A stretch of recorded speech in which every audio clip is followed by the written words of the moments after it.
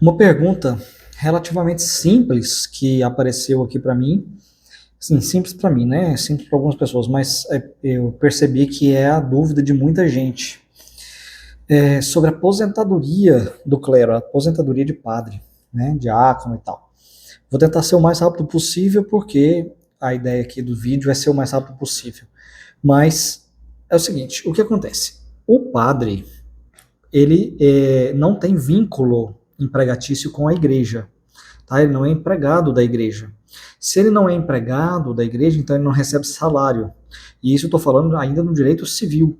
Tá? A própria jurisprudência no Brasil, a própria jurisprudência da Justiça Trabalhista no Brasil, TST, reconhece isso. O padre, ele não tem vínculo empregatício com a igreja.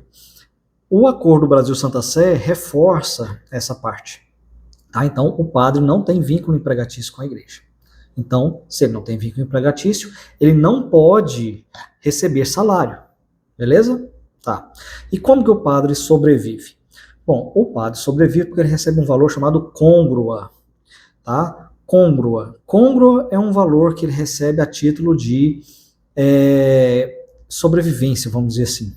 Né? Para ele, não é para ele viver com riqueza, com nada disso, mas é para ele viver, né? Para ele ter o básico dele, certo? Então, essa é a côngrua.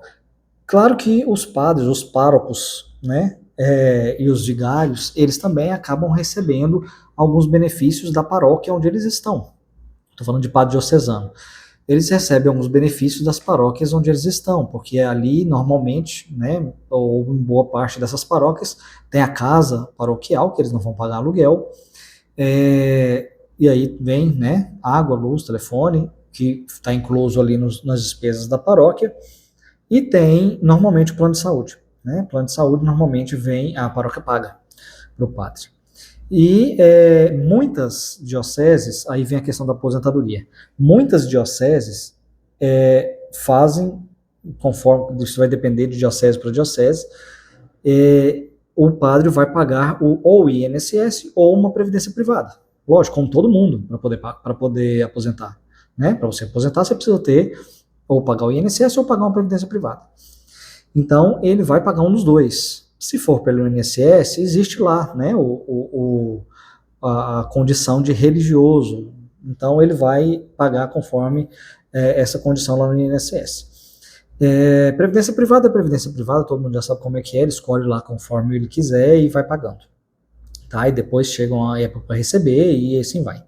Né? Cada previdência privada tem o seu jeito. Agora, a aposentadoria, não nesse sentido civil, mas aposentadoria para parar de trabalhar, parar de servir a igreja, parar de exercer o seu ministério, aí não tem. Tá? Ou o padre está ligado à igreja e serve e exerce o seu ministério, ou ele não está ligado mais à igreja, apesar de continuar sendo padre, mas ele não exerce o seu ministério. Tá? Então, aos 75 anos, a gente às vezes costuma falar assim, vai aposentar aos 75 anos, né? O bispo aposenta aos 75 anos. Eles não aposentam, tá? Nenhum clérigo aposenta aos 75 anos, não é essa a expressão. O que ele faz é entregar, por causa da lei, em virtude de lei canônica, ele entrega, ele renuncia aos ofícios que tem. Então, ser bispo não é um ofício, ser bispo é o terceiro grau do sacramento da ordem. Ele vai ser sempre bispo. Tá? Agora, exercer os ofícios, o governo de uma diocese é um ofício.